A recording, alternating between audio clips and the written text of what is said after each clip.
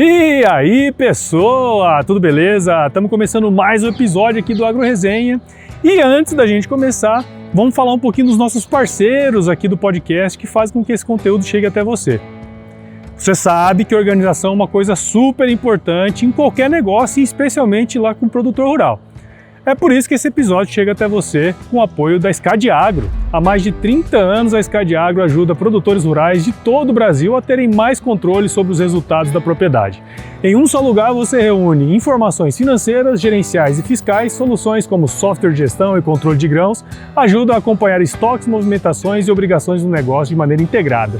Na prática, isso significa mais organização, mais segurança, melhores condições para tomar decisão.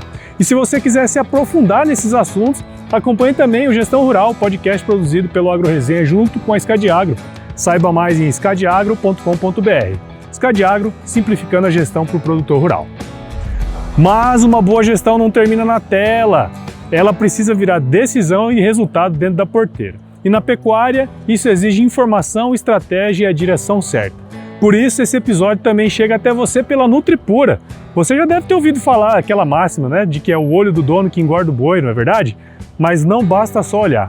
Desde 2002, a Nutripura trabalha ao lado dos pecuaristas, oferecendo produtos e serviços que ajudam a transformar as decisões tomadas no campo em resultados na produção e, principalmente, no bolso. E eu posso falar disso com propriedade, cara. Eu já trabalhei na Nutripura e vi de perto a competência técnica da equipe, a qualidade dos produtos e, principalmente, o cuidado genuíno com o negócio de cada cliente. Para acompanhar o que há de mais avançado na pecuária, siga a Nutripura nas redes sociais e acesse nutripura.com.br. Nutripura, o produto certo na hora certa. Então, muito obrigado a todos os nossos queridos patrocinadores, porque sem vocês não daria para comprar o leitinho das crianças, não é verdade?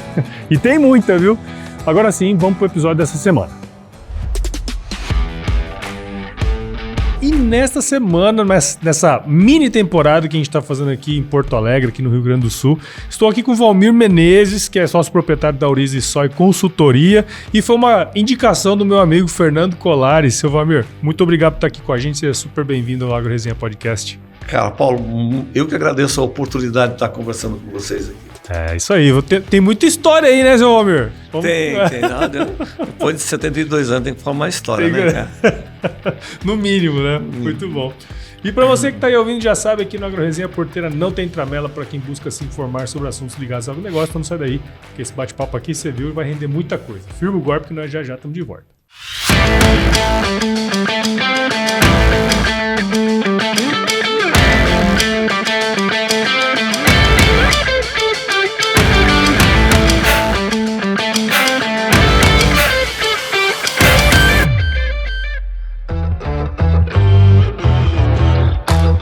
Muito bem, estamos aqui de volta com o seu Valmir. Valmir, para a gente começar essa resenha aqui, conta um pouquinho da sua história aí pra gente, cara.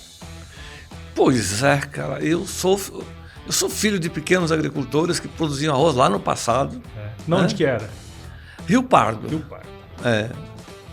Isso é uma história interessante, porque é um pouco de origem alemã essa história, né?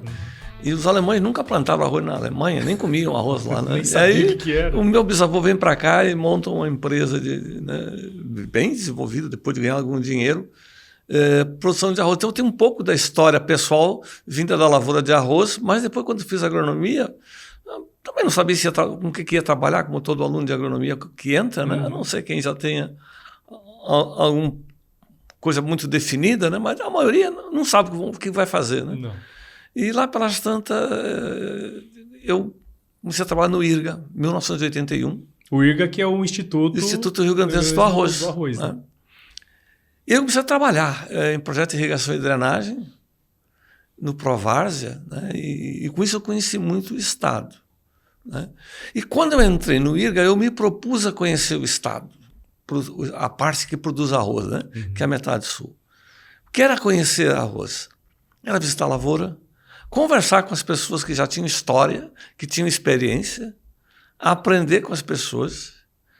Bom, a partir daí fui montando a minha vida de técnico que vai trabalhar com arroz.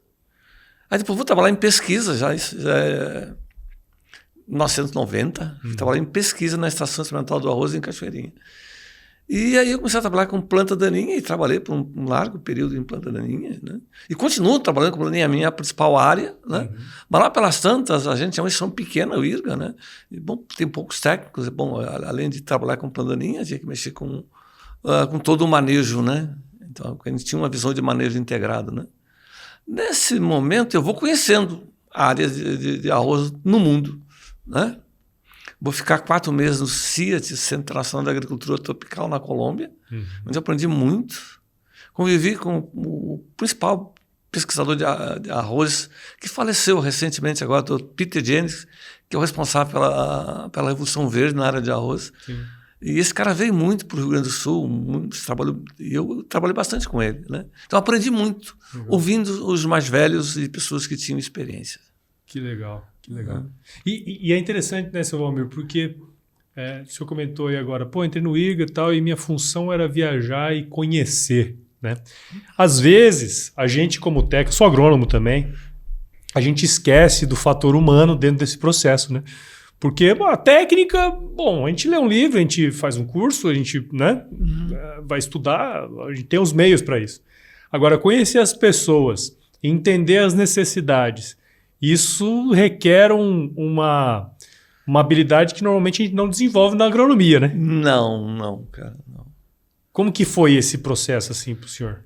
Cara, eu vou passar também pela Fundação Getúlio Vargas, fazer um curso de planejamento e desenvolvimento agrícola, onde eu dei um pouquinho de filosofia, sociologia, né, economia, coisa que, né, foge um pouco da rotina dos agrônomos, né? E ali foi que eu percebi que o meu objeto de trabalho era a lavoura de arroz. Agora, o que é esse objeto de trabalho? É a tecnologia, mas são as pessoas. E o que são as pessoas? Os técnicos, são os agricultores, são os operários e as diferentes regiões que tem no Rio Grande do Sul, que é muito diferente. Então, cada comunidade tem uma forma, um jeito diferente de trabalhar, de pensar. Então, eu precisava entender isto. E aí eu comecei a entender como é que era a produção no Uruguai, Argentina, no Paraguai, Colômbia, Peru, né, Estados Unidos, né, um pouco da América Central. Né? E aí fui conhecendo gente. E conhecendo pessoas, mas sempre com os olhos voltados para o processo de produção, que não é só tecnologia. Claro. Que envolviam pessoas. Sim. E eu precisava ganhar tempo ouvindo as pessoas. E aí eu tinha uma habilidade, isso aqui não interessa, isso aqui interessa, fui apartando, como se diz aqui no Rio Grande do Sul, as coisas que eram, do meu ponto de vista, eram boas e as coisas que não eram legais, que não iam servir para muita coisa. Então, quis tirar um pouco assim, o lado de julgamento pessoal das coisas. Mas trabalhando muito mais o que é fato, né? O que é um pouco de história, né? Mas tirando a visão muito pessoal das coisas. Eu queria conhecer como é que era a produção. E isso requer, porque assim, igual você comentou, né? As diferentes regiões, né? Aqui no Rio Grande do Sul você tem uma diversidade de culturas que vieram para cá, né? Você tem os alemães, os italianos. Assim, são formas diferentes de lidar, formas diferentes de comunicar também, né? Porque eu acredito muito que a tecnologia e a aplicação da tecnologia passa muito pela comunicação, a maneira como você leva. E não é a mesma maneira que você vai levar para um e para outro, né? Não. É diferente. As comunidades são diferentes. Mas elas têm algumas preocupações, né? Sim. Elas precisam progredir, né? Elas precisam progredir, né? E o IRGA foi uma instituição muito forte, né? E que teve um papel importante no desenvolvimento da ouricultura no Rio Grande do Sul e talvez até no país, né? E na América Latina, né? Então precisava conhecer isso. Como é que você conhece isso? Observando, vendo. E definindo indicadores que são fundamentais de produtividade. Né? Isso para mim era não adianta dizer que era o melhor. Quando é que você produz? Aí depois, como é que você produz? Depois que definir quais eram os indicadores, como é que se alcança esses indicadores? Esse foi um pouco da minha expertise, saber trabalhar essas coisas. Né? Acho que aprendi. Legal. Tem algum caminho aí, né, seu Romero? E, seu Romero, uma coisa que me toca ali, que eu pesquisei assim, né? O senhor teve também, fez agronomia, foi para um caminho de pesquisa, né? Sua área aí, igual que o senhor comentou, uma área voltada para herbicidas, né? Plantas daninhas e tal. Só que a gente, na agronomia, né? Quando a gente vai para pesquisa, normalmente a gente faz uma delimitação de um tema, né? E vai aprofundando, né? Até a gente estudar a perna esquerda da formiga cortadeira tal, né? E a gente, a hora que vai para o campo, a gente sabe que aquilo ali é uma coisa importante, mas não é o que necessariamente vai fazer a diferença. Eu imagino que pelo que o senhor comentou ali, você fala, pô, essa é a minha área de atuação, mas eu tive que aprender tudo, né? Que é o sistema de produção que a gente fala, né? Tudo que envolve você produzir ali. Quando que foi que o senhor começou a entender a lavoura como um sistema e como que isso entrou também na pesquisa, né? Porque eu imagino que fazer uma pesquisa ampla é muito difícil, né? Porque você não tem uma delimitação. Um ano pode dar um problema aqui, outro ano pode dar um problema ali. Mas para o Instituto, eu imagino na época, que esse sistema como um todo, ele era muito importante para o desenvolvimento do arroz aqui, né? Era, mas assim, vamos pensar um pouquinho. Como é que se ensina agronomia e as outras coisas na universidade? Cada professor tem a sua caixinha. É isso aí. E aquela caixinha, para ele, é a coisa mais importante. Então, nos largam no mercado de trabalho, né, com um monte de coisas separadas, que não se conversam entre si.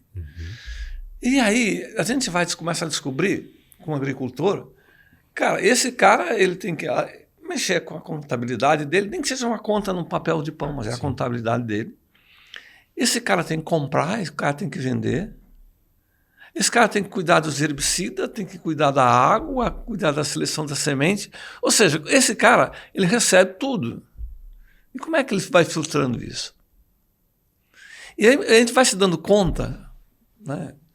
E também tive a felicidade de trabalhar com algumas pessoas que pensavam o manejo integrado, né?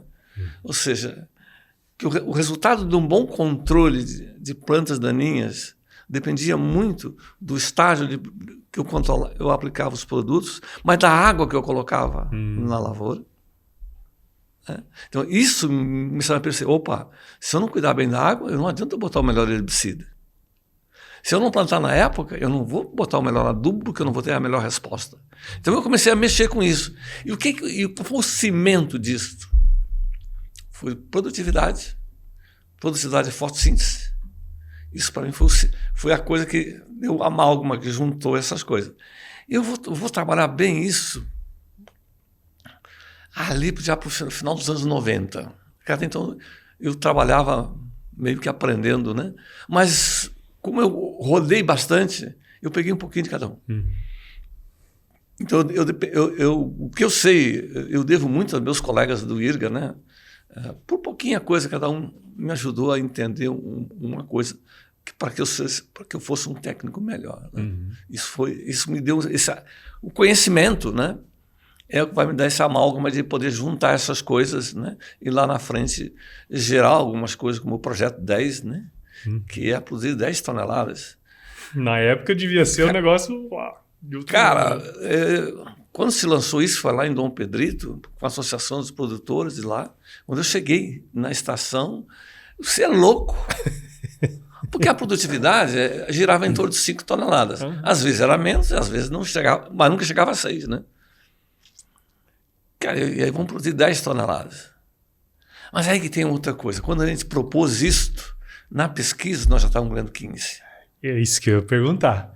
Porque isso não vem um número do nada que vai surgir na cabeça. O senhor tinha visitado vários países, né? Tinha conversado com vários produtores. Provavelmente desses produtores, nunca chegava a ser, mas tinha um que fazia 7, 8. Exatamente. Não é? Tinha comunidades que já faziam isso.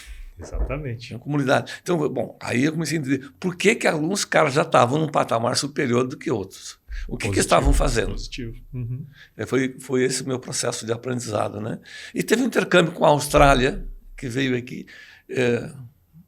daqui a pouco eu lembro o nome do pesquisador, e do Rice Check, que era um processo... O nome dele era Rice ainda. Era o Rice Tech.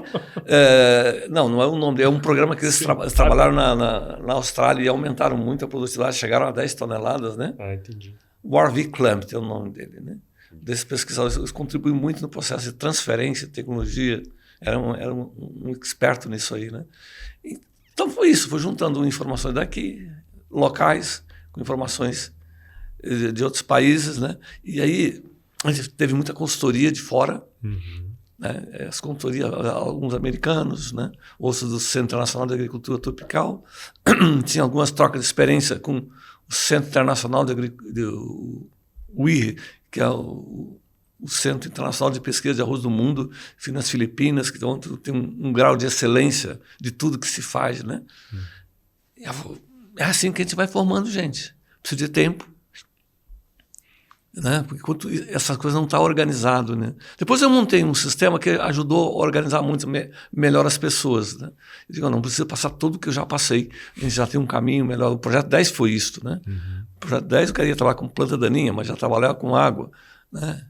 Quem ia mexer com doenças também mexia com água, com nutrição, época de semeadura, né? E uma coisa que, assim, que eu digo que foi a coisa mais relevante, né? Foi a questão da fotossíntese.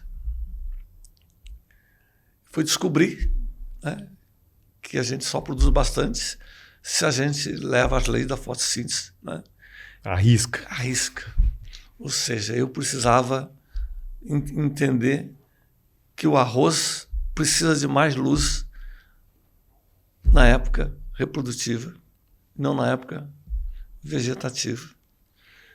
Bom, a partir daí era um trabalho antigo, 1975, ninguém dava bola. Eu digo, opa, isso aqui me serve. Vamos estudar isso. Montar isso aqui. Então a gente montou uns projetos para colher já 15 toneladas, já colhíamos 14, 15 toneladas. A primeira que a gente colheu isso, a gente não acreditou, mandei botar fora. Esse é o papel do pesquisador, tem que duvidar toda hora, né? Mano, tá errado isso aí. A gente colhia máximo 10 toneladas, 11, sim. Né? Um ano nós vamos colher 14.900, 15 uns quebrados. Bota fora, não tá correto isso, né? Aí passa uma semana, o agrônomo de Uruguaiana me liga, ô chefe, vem cá. Ele é voz meio grossura da fronteira lá, né? Eu estou fazendo tudo certo, mas tá produzindo tanto de arroz aqui. Não, deixa eu ir aí. E fui lá, olhamos, vemos, refizemos todos os cálculos, né? Bom, é isso mesmo. É isso aí. Então, quando a gente lança o projeto 10 em Dom Pedrito, a gente já estava colhendo isso. Entendi. E eu rodei muito as comunidades para saber quanto é que você está colhendo.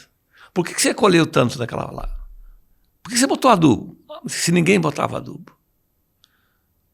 Então a gente começa a entender o que a pesquisa tinha, mas eu comecei a entender também, e aí era preciso uma outra, talvez, virtude que eu tive, de, olha, eu sabia que conhecimento a gente tem na academia, que era o IRGA, Instituto de Pesquisa, mas eu sabia que no campo também gerava conhecimento. Empírico, mas era importante. Eu não podia jogar isso fora. Eu tinha que juntar essas coisas.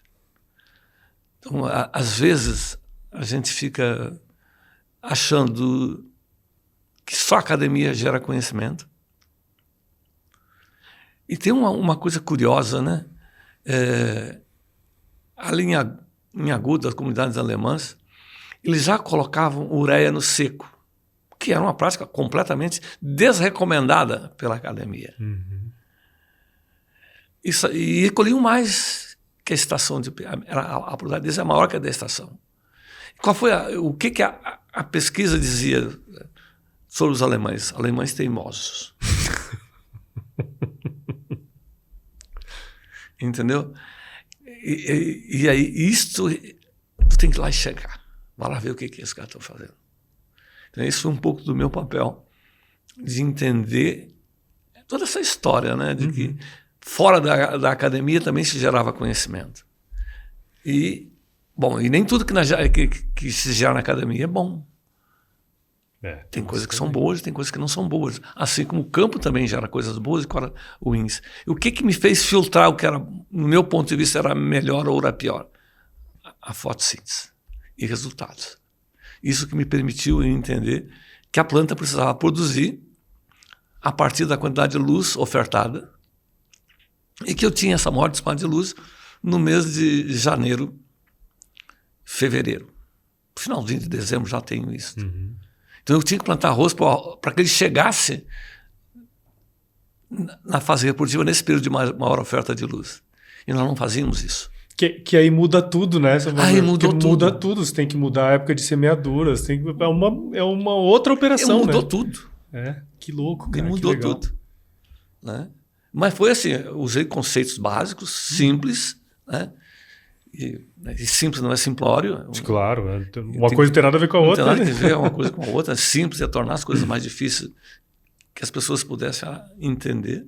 Mas foi isso. A minha história de mexer com produtividade foi usar os conceitos básicos, buscando o que eu tinha da academia, mas também buscando coisa que era gerada no campo, né?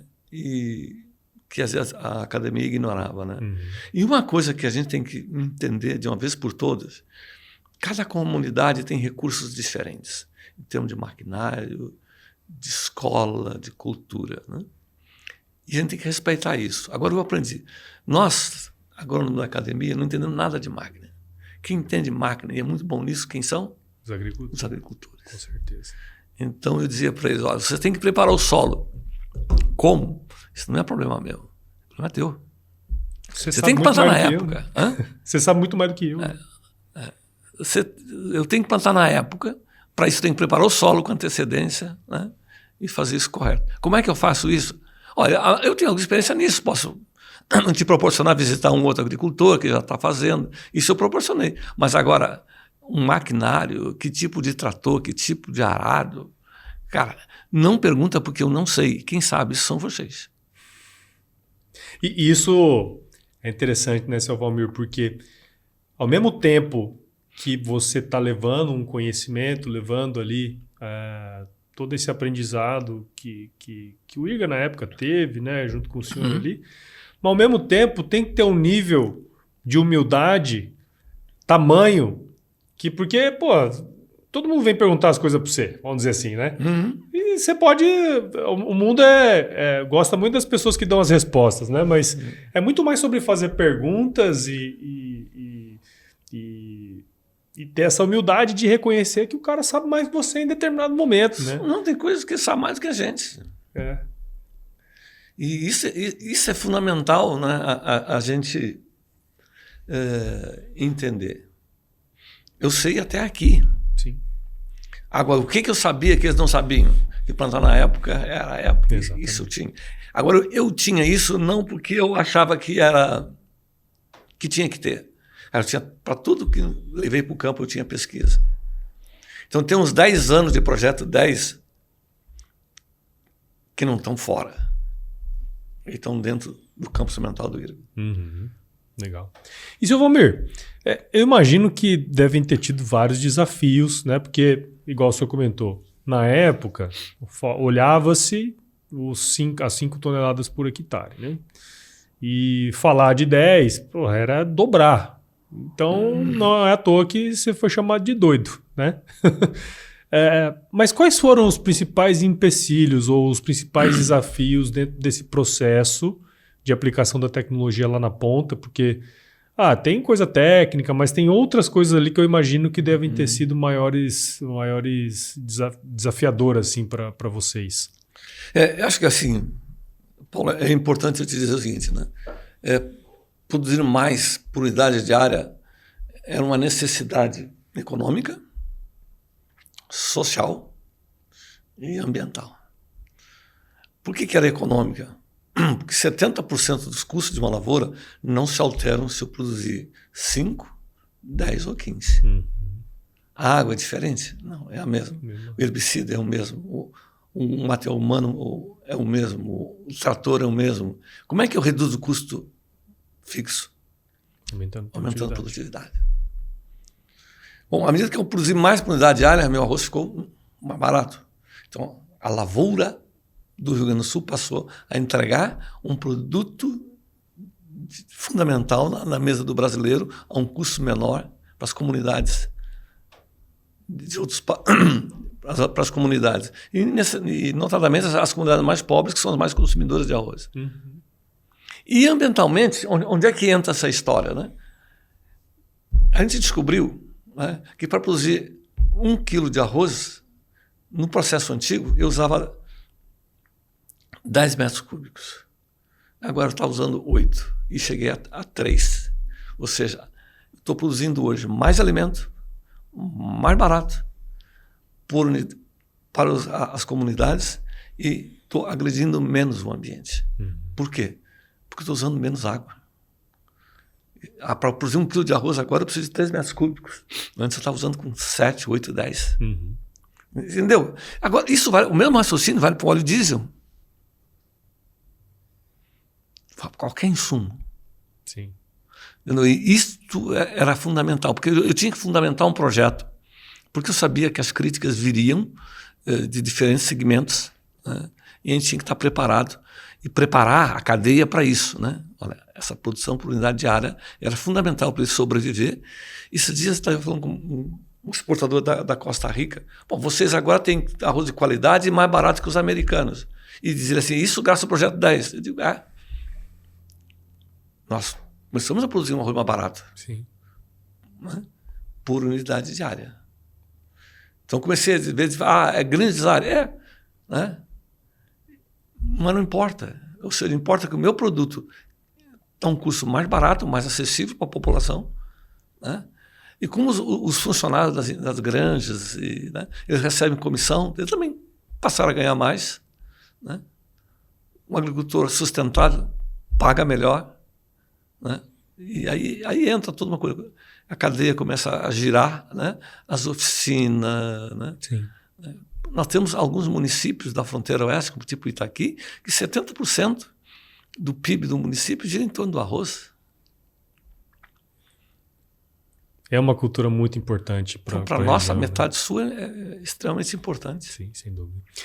E, seu Valmir, uma coisa que a gente até comentou um pouco antes aqui, que o senhor traz como filosofia essa questão do manejo integrado, né?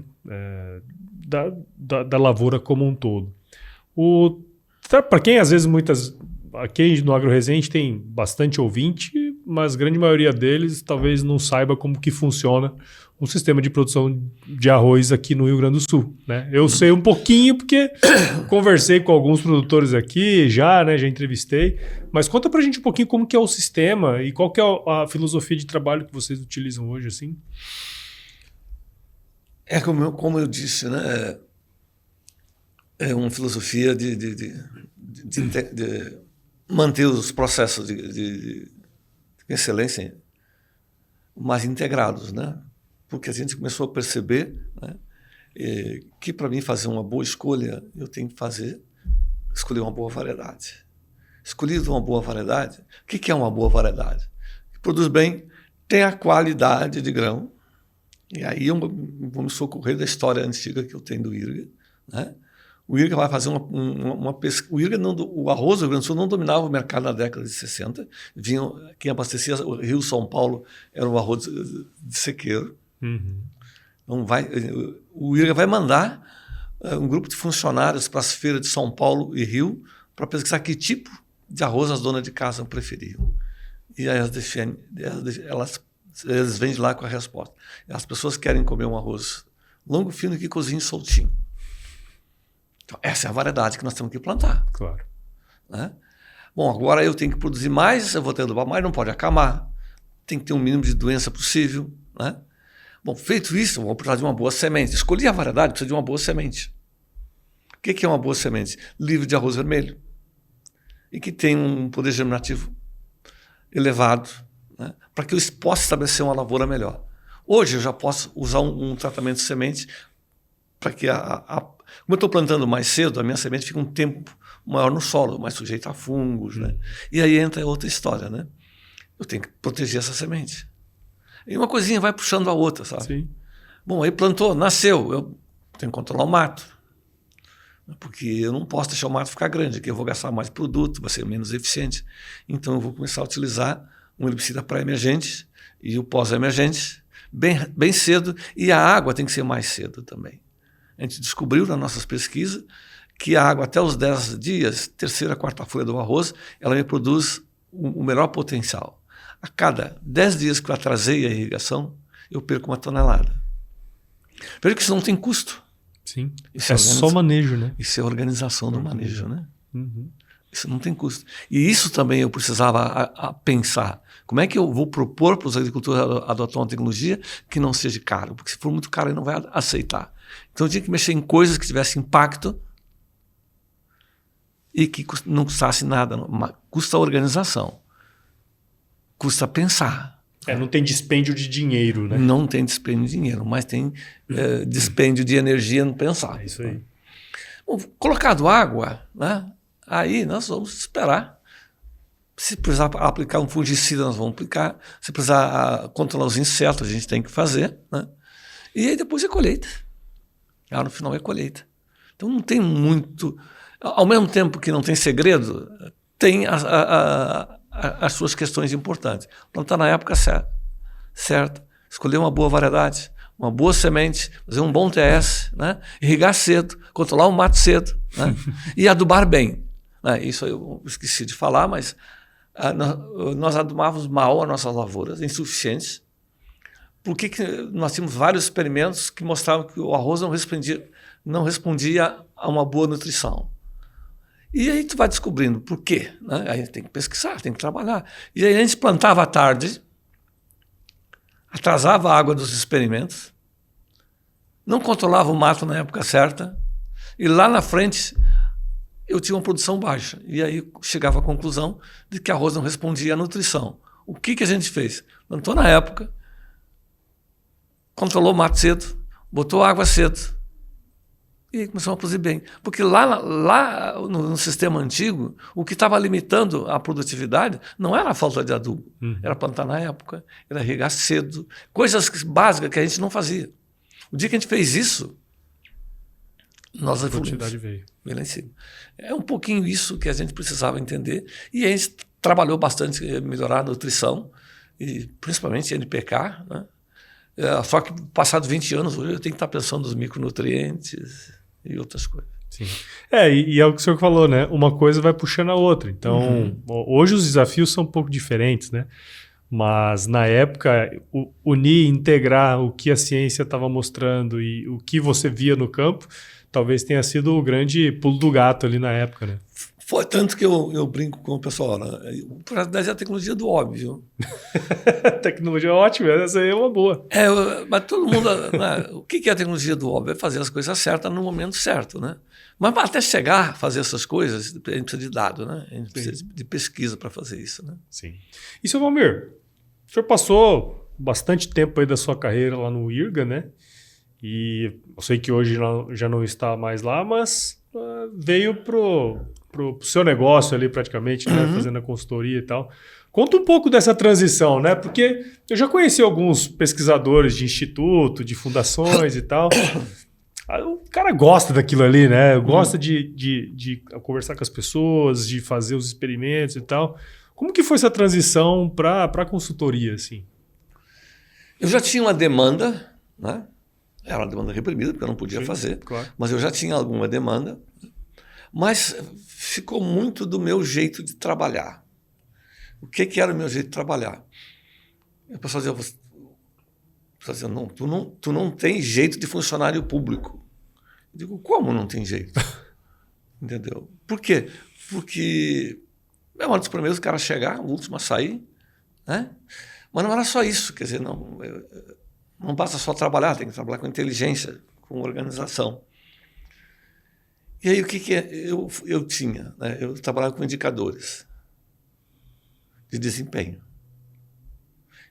Então, à medida que eu já tinha isso no serviço público, eu transportei isso para a iniciativa privada. Então, eu não tive um problema de transição. A única coisa que me facilitou mais é que hoje não tem o Estado. O Estado ele exerce algumas amarras por demais onerosas para quem trabalha em pesquisa, para quem trabalha em campo, né? O Estado é construído para o pessoal da fazenda, né? Por causa das carreiras jurídicas, ser professor, mas não quem trabalha no campo, né?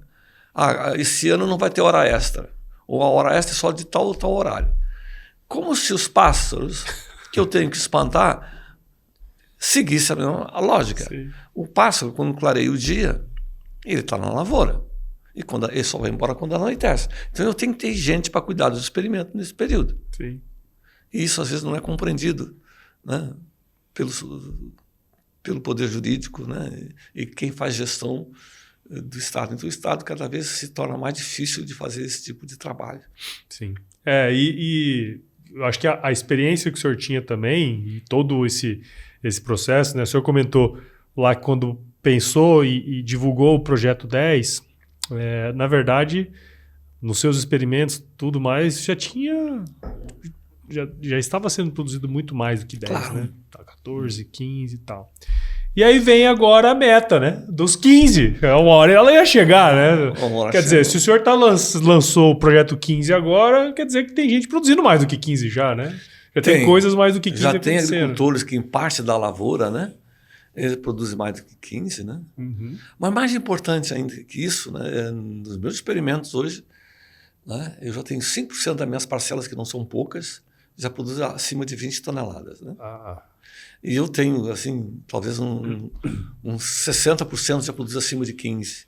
Ou seja, eu já tenho informação, não é uma aventura, eu já tenho informação que eu posso produzir mais do que as atuais 10, 11 toneladas. Agora, aí eu tenho algumas exigências maiores que eu tinha no ano passado. Né? A minha variedade que eu vou trabalhar agora, ela tem que ser tolerante ao acamamento, tem que ser resistente ao acamamento.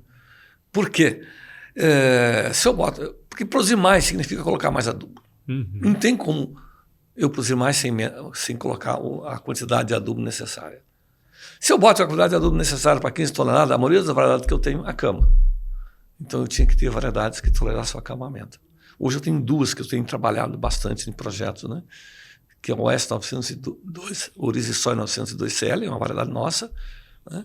E um híbrido da Basser, um híbrido Lidero 132 PV. São as duas que toleram, né? E as duas alcançamos esse ano 15 toneladas sem acamar. Pô, legal. Né? E temos todos os experimentos mostrando. Agora, onde é que eu tiro isso? Trabalhando em pesquisa, fazendo experimentos. É aí que me permite dizer, olha, quando é que vai de adubo? É o experimento que vai me dizer, análise de solo. Né? Agora, eu entendi isso e vamos trabalhando. Né? Então, o avanço, né, a audácia, vamos dizer assim, de propor 15 toneladas, primeiro que acho que a lavoura precisa, entendeu? Se ele continuar sendo competitivo. Segundo, já tem agricultores que estão colhendo. Terceiro, a pesquisa está me mostrando isso. Agora, ninguém vai sair do 8 para o 15. Sim. Isso aconteceu com o projeto 10. Ninguém saiu do 5 para o 10. É passo a passo. Os americanos chamam isso step by step. Né? É passo a passo. Né? Então, esse ano nós já tivemos vários agricultores que colheram 11, 12 toneladas. O 12 não estava contente, estava chateado por ter colhido 12. Ele queria colher 15 já no primeiro ano. Eu digo, meu amigo, vamos lá. 12 toneladas, sabe quantos quilos é acima da média? Isso é quase 4 toneladas acima da média do estado. Porque, infelizmente, a agricultura, o sucesso, de modo geral, é muito relativo, né? Sim. Os melhores, os mais bem-sucedidos no negócio são aqueles que estão melhores que aqueles que têm menos sucesso no processo. Então, essa turma que está já na fase do 12, que foram muitos esse ano, né? Mas tem turma do 13, do 14 e do 15, esses caras já são muito competitivos. O impacto para quem colhe 13 mil quilos hoje é maior do que o do projeto 10 no passado. Em termos de quantidade de arroz produzido por unidade diária. Eu acho que esse foi o desafio. Né? De novo, é um processo simples, mas tem que ter pesquisa. Né? E vontade de fazer, né? Que acho que é o principal. Decisão de fazer, né? e colocar isso no campo. Né? Ser um pouco audacioso, né? Isso tem um pouco assim não é audácia, talvez a palavra correta, né? Acho que é um pouco, né? É um pouco de audácia, um pouco de coragem também, né? Porque se você não faz isso na vida, você não cresce, né? É isso aí. Tem momentos que você tem que ser, né, dizer, olha, para a sociedade evoluir como um todo, né, tem que ter as pessoas que ousam mais. Eu digo que seria mais ousadia do que audácia. Ousadia. Isso aí. Eu acho que a ousadia fica um pouco mais adequado. A audácia pode ser uma coisa mais presunçosa, né? Por isso que eu não queria estar utilizando. Mas nós tivemos a ousadia de propor isso, né? E eu acho que aos poucos vamos ter sucesso. Legal. E o que você acha, assim, seu Valmir, que mais precisa mudar na cabeça do produtor, assim, para que o sistema consiga atingir esse nível, sabe? Porque eu imagino que do 5 para o 10, a cabeça do cara deve ter mudado. Só que tem outra coisa também, né? Tem uma nova geração entrando, tem um monte de coisa acontecendo nesse meio tempo. Porque o cara de 5 toneladas da década de 90, ele era o cara que, ele mais antigo, tinha o jeitão dele e tal. Hoje já tem uma galera diferente que está ali junto, né? O que vai precisar mudar nesse meio do caminho aí que o senhor está percebendo, seu Valmir? Eu acho que tem uma coisa que lá no passado a gente fez, né? A gente se deu conta que para evoluir, mudar a cultura de produção do Rio Grande do Sul e a produtividade, não era uma tarefa para uma instituição, não era uma tarefa para o IRGA. A gente envolveu todo o sistema produtivo. A gente capacitou, o serviço público do IRGA capacitou agrônomos de cooperativa, agrônomos da Emater, agrônomos das multinacionais. Pô, legal. E nós capacitamos 16 mil funcionários de granja. Ou seja, nós precisávamos mexer com isso. Porque a gente se deu conta que muito das amarras e das trancas das pessoas era por falta de conhecimento. Acho que isso a gente evoluiu bastante. As pessoas... Quem tem história do Projeto 10 aceita melhor o Projeto 15. Sim. Por incrível que pareça, a gente já percebeu isso agora, né? A turma, né, que passou pelo Projeto 10 está encarando melhor o Projeto 15. Isso é legal. Legal. E o que mais trancou lá no passado foi essa questão cultural, né? E eu digo, o que eu mudaria? Eu buscaria ser mais efetivo no passado, tendo um IRGA, teria trabalhado mais, botado a equipe com mais força para trabalhar no Projeto 10. Né? No Projeto 15, eu tenho que convencer. Eu sou iniciativa privada, eu não tenho um exército de agrônomos. Né? Então, eu tenho que convencer as pessoas, instituições privadas, né, que eles podem, né, que adotar o Projeto 15 é uma forma deles levar tecnologia para os agricultores. Legal. E conhecimento tem bastante aí, né? Conhecimento a gente acumulou, cara. A gente acumulou isso, né? E uma coisa que eu sempre fiz, né? Eu sempre compartilhei o conhecimento que eu tive. Sim. Porque acho que tem algumas coisas na vida que não pode ficar para dentro da gente, né? Carinho e conhecimento, né? A gente precisa contribuir de uma forma isso para as comunidades, né? Sim. E como eu fui um servidor público e eu fui um estudante de faculdades públicas, né? A gente tem um pouquinho de obrigação de devolver isso para a sociedade, né? Com conhecimento e compartilhando isso. Sim. A gente fala muito aqui no AgroResenha que conhecimento é a única coisa que quando você divide, você multiplica, né? Sem dúvida, né? Esse é o ponto. Acho que até o porquê do AgroResenha existir e de poder trazer pessoas como o senhor aqui é justamente esse, né, cara? Como que a gente vai levar essas iniciativas, né, para mais pessoas, para que as pessoas consigam entender e consigam buscar também, né, saber a quem buscar. Eu acho que esse é um ponto. O senhor comentou um negócio muito legal, né, porque assim, hoje o acesso à informação ele é irrestrito, diferente de 20, 30 anos atrás, que para você buscar qualquer tipo de trabalho, enfim, você precisava, ou estar dentro da universidade, no instituto de pesquisa, conhecer fulano, beltrano, ciclano, né? Hoje não, cara, com uma teclada ali no computador, você acessa o nome. Agora, o filtro que eu acho que é o mais difícil hoje em dia. E aí o filtro a gente só tem com experiência, né? A gente precisa ter muito conhecimento, né? Muita experiência. A gente precisa gerar bons dados, né? Eu sempre digo assim, até brinco com o pessoal até em inglês, né? Bons resultados só vem de boas parcelas, né? Good plots, good results, né? Se não tiver isso, não tem como. Eu não gero bons conhecimentos com pesquisa ruim, com parcelas ruins, né? Então eu tenho que ter parcelas boas, né? E eu sou muito chato nisso aí. O pessoal às vezes reclamava muito de mim lá dentro do IRB, eu continuo reclamando hoje. A parcela tem que ser, não digo que ela vai ser perfeita, mas ela tem que ser a melhor possível. Entendeu? Até porque, se for para ela dar indicativos do que o produtor deve fazer lá na frente, porque eu escuto muito uma coisa, eu não sei se o senhor concorda com essa frase, tá? Eu vou colocar aqui, mas tem muita gente que fala assim, na teoria, na prática a teoria é diferente. Eu já acho que na prática a teoria é aquela mesma, se você fizer conforme tá ali, né? Porque não adianta nada também a gente ter um monte de trabalho e mostrando que isso e aquilo outro, se o trabalho tá mal feito, não vai ter o impacto necessário lá na ponta, né, seu Valmir? Essa é uma falsa questão, né? Mas ela decorre, como eu falei anteriormente, que o pesquisador às vezes menospreza do que o agricultor, né? Tem o outro lado. Quem está na ponta trabalhando, né? Ele tem medo de desafio e acha que aquilo que é gerado em pequenas parcelas não tem valor. Eles precisam entender que só chegaram hoje aqui com esse estado da arte de produtividade no Brasil de arroz, graças a quem trabalhou. Pequenas parcelas lá. Ou às vezes não era nem pequena parcela, é um pequeno vasinho que começou. Entendeu? Então é preciso entender isso, né? E parar. Isso que eu chamo falsos dilemas, né? Que é muito ranço às vezes que tem assim, né? Olha, eu já sei o que tem, as parcelinhas dele lá é fácil de fazer, eu quero ver na minha lavoura e tal, né? Na verdade, assim, ele está pondo um escudo para mudanças. Sim. Então eu não concordo muito com esse posicionamento, né? Os caras, se vem uma tecnologia nova, cada agricultor tem a obrigação de testar, nem que seja num cantinho da sua lavoura, né? Sim. E compartilhar com todos os seus funcionários. É isso aí. Que é a questão do conhecimento. Quanto mais você compartilha, mais você... Né? E agora indo quase para os finalmente aqui, seu Valmir, queria trazer assim...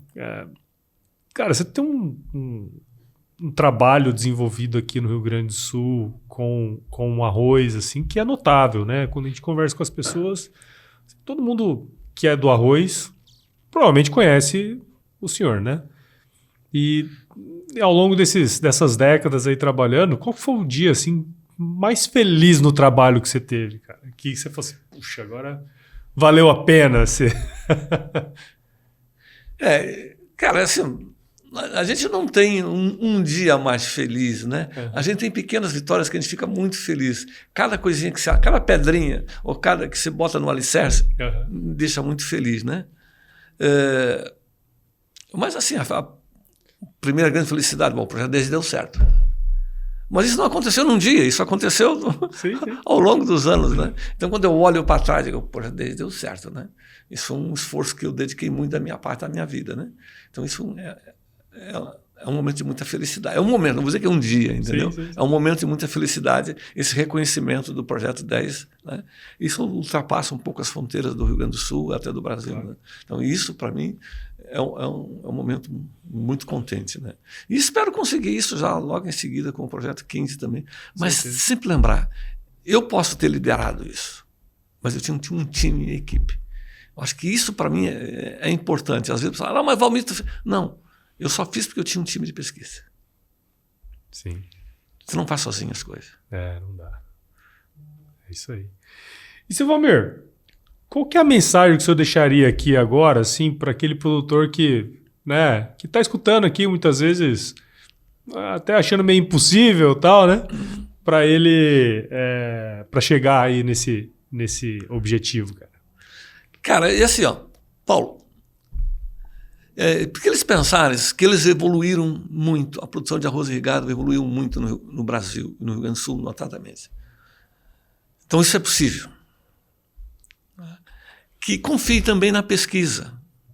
A pesquisa pública ou privada, ela contribui para o desenvolvimento das comunidades. Então é possível fazer isso. Segundo, nem sempre a gente vive bons momentos ao longo da nossa vida em termos de ourizicultura. Nós já tivemos anos bons, anos ruins. Né? A gente vai passar pela crise que estamos passando agora. Agora, a coisa mais importante de tudo, eles precisam acreditar na força de trabalho deles. Os governos, lamentavelmente, não têm nos ajudado ao longo da nossa história. Então, tudo que eles têm conseguido se deve muito ao esforço do trabalho das comunidades. Então, eu preciso continuar crendo, né, e confiando na força de trabalho deles, que é possível. E lembrar a eles, né, se um agricultor pode, os demais também podem. Essa é a mensagem. Se um agricultor pode, os demais também podem. Vai ser diferente de cada região? Vai. Mas cada uma tem que encontrar o seu jeito, que pode. E que a crise tem o El Niño aqui, tem lá. Gente, não adianta a gente ficar, né, meio atordoado, que nem, como se diz, cachorro que caiu da mudança, que não sabe para onde vai. Né? Esse é um momento difícil que a gente está passando agora, que é um momento de sentar e dizer, olha, é possível pegar boas informações. Né? Hoje o pessoal chama um meteorologista. E o que o meteorologista diz? Vai ter El Niño. E aí o cara entra em pânico. Porque está na sua memória a quantidade de chuva que caiu no Rio Grande do Sul há pouco tempo atrás. Sim. Bom, vai ter El Niño, vai. Que parte do Rio Grande do Sul vai ter El Niño? Ou no Brasil, será que vai ter? Ou vai ser só na Argentina, no Uruguai? Porque a gente já viveu muitos El Niños. Eu já vi El Niño que destruiu a ponte de Tubarão, pegou lá em Blumenau, destruiu muito, derrubou morros, tudo, né? Já destruiu aqui na Zona Sul, já destruiu aqui na Depressão Central, na fronteira, mas nunca pegou todo o estado. Sim. Então eu preciso entender que El Niño é diferente. Para todos os anos ele não é o mesmo. E se eu pudesse escolher El Niño, eu queria El Niño agora no outono. Porque se eu tenho algum problema agora, eu consigo com pouco recurso recuperar a minha lavoura e replantar. Agora, se cai um El Niño, quando a minha lavoura já está pronta para colher, ou um pouco antes, eu não tenho mais o que fazer. Sim. Então eu preciso entender isso e me organizar. Eu preciso prever que o El Niño vai cair na minha lavoura. E me organizar para plantar na melhor época possível. E a partir daí, né, a gente vai ter mais informações locais. Né? Mas é isto. O agricultor precisa entender que ele já plantou arroz, ele tem uma história, e que ele tem que trazer a história dele, a experiência dele, para não ficar desesperado nesse momento de dificuldade. Muito bom, seu Valmir. Muito obrigado, viu? Por você ter cedido aí um tempo do seu dia aí. Eu sei que estava corrido para danar hoje, mas o senhor tirou um tempinho para estar aqui com a gente. Muito obrigado. Quero, sim, agradecer demais e parabenizar o senhor pelo seu trabalho, por tudo que você tem feito, viu? Muito obrigado. Paulo, eu que agradeço a oportunidade de poder compartilhar um pouco da minha experiência com vocês, né? E que as informações, de alguma forma, sejam úteis para os teus ouvintes e teus usuários. Com certeza. E como que quem está escutando aqui a gente aqui agora ou assistindo pode acompanhar o seu trabalho, o trabalho também da empresa? Faz seu jabá aí, agora é a hora. Bueno, eu tenho meu telefone. Sim. Que é 51, né? 999-85-8047. Né? Meu e-mail é o meu sobrenome em alemão, gaedkvm@gmail.com. E procure no site da Oriza e Soy, tem algumas informações, algumas publicações nossas ali que pode ser consultada. Né? Mas entre em contato com a gente com certeza vai dar um retorno. Perfeito, muito bom. Agora, seu Valmir, a gente tem uma última parte aqui nesse podcast, que é o nosso glorioso quiz. Vamos nessa? Vamos. Prometo que não tem pegadinha, eu vou fazer só umas perguntas e eu respondo a primeira coisa que vier à cabeça, ok? Seu Valmir Menezes, qual que é a sua música antiga predileta, cara? Uma música antiga, pode ser um artista, enfim. Essa é a parte mais difícil do podcast, tá? As outras porque eu tenho várias músicas. Né? Um bom samba das antigas é ótimo. Bom. E qual foi o lugar mais legal que você já visitou? Primeiro que vem na cabeça. Puxa. A China. China é da hora, né? Eu vi a produção de arroz de patamares na China. Que legal. Foi o lugar mais, assim, que eu fiquei estarrecido, pelo menos uma meia hora mudo olhando aquilo. Como é que os caras fizeram aquilo? É interessante como essas civilizações antigas faziam coisas inimagináveis, né? Sem recursos. Sem nada, né? Eu fiquei parando. Como é que esses caras levam água lá para aquele ponto da montanha? Não, eles não levam, vêm armazenando de cima para baixo. Cara, isso aí me fascinou muito. Ser diferente, né? Legal. E qual que é a sua especialidade na cozinha, seu Valmir? Paulo, na verdade é o seguinte, eu sou melhor cozinheiro do que agrônomo. Porra, então deve ser bom pra caralho. Um risoto. Ah, porra, risoto requer uma técnica ali, não é qualquer um que vou faz, fazer não. um bom risoto. Né? Tem 2 assim que o pessoal pede muito, né? Um risoto de cordeiro ao molho de vinho. Porra. Bom pra caramba. Ou um cordeiro de camarão com fungo, né? E um bom vinho tinto sempre ajuda, né? Tá louco, muito bom. E tem algum livro que o senhor leu, assim, que de alguma maneira mudou sua forma de pensar e tal, que você poderia compartilhar aqui com a gente? Assim, tem me ajudado muito, né? Porque no mundo de generalistas, porque no mundo de especialistas, os generalistas vencem. Esse livro é muito bom. Eu recomendo todos esses livros. Acho que é como generalistas vencem o mundo de especialistas, né? Uma coisa assim, né?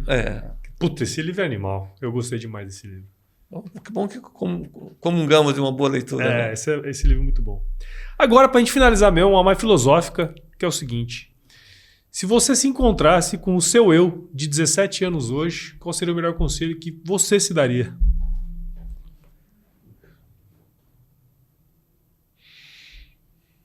Eu sempre tive um gênio muito difícil, né? Eu diria que eu seria mais calmo com as pessoas. Menos acelerado. Menos acelerado. Eu fui sempre muito acelerado com as pessoas. Não parece. O senhor parece um cara... Não, mas eu já tenho 72, agora né? já tá de boa, né? Coisa boa. Mas esse é um negócio. Mas também nunca faltei com respeito com as pessoas. Sim, claro. Eu sempre exigi muito das pessoas que trabalhavam comigo e tal, né? Mas nunca faltei com respeito. Bom demais. Bom, seu Valmir, muito obrigado. E para você que ouviu ou está assistindo esse episódio aqui até agora, tenho certeza que você viu o valor nessa conversa com o seu Valmir aqui. Então considere compartilhar esse episódio com alguém que vai se beneficiar desse conteúdo. O AgroResenha cresce na medida que você participa com a gente desse processo. Então siga o AgroResenha em todos os agregadores de podcast, né? Spotify, Apple Podcast, todos eles. E também segue lá o nosso canal do YouTube, que como você sabe, todos os episódios agora estão sendo gravados em vídeo também. Então você pode acompanhar a conversa do jeito que ela foi, tá? Você que acompanha todos os episódios aqui, você também pode assistir lá pelo nosso site, o www.agroresenha.com.br, e esse podcast, assim como vários outros podcasts, fazem parte da rede Agro de podcast, então você pode seguir também lá no Spotify e ver todos os podcasts que estão aqui com a gente. Siga as nossas redes sociais no Instagram, Facebook, LinkedIn, é só buscar lá @agroresenha. Entre no nosso grupo do WhatsApp, o nosso canal lá no WhatsApp tem mais de 300 membros lá, tem um monte de gente. Você pode acompanhar os bastidores aqui das nossas gravações, a gente faz a divulgação dos episódios lá também, então já entra lá no nosso grupo do WhatsApp e escreva para contato@agroresenha.com.br se você quiser mandar sugestão de entrevistados, mandar um oi aí pra gente. A gente adora receber ois, beleza? Então, Almir, mais uma vez, muito obrigado. Sempre finalizo aqui meus episódios com uma frase de muita sabedoria, viu, seu Almir? Que é o seguinte: se chover, não precisa molhar a horta, não, que tá tudo organizado, viu? Muito obrigado. Um abraço, Paulo. Bom demais. Um abraço.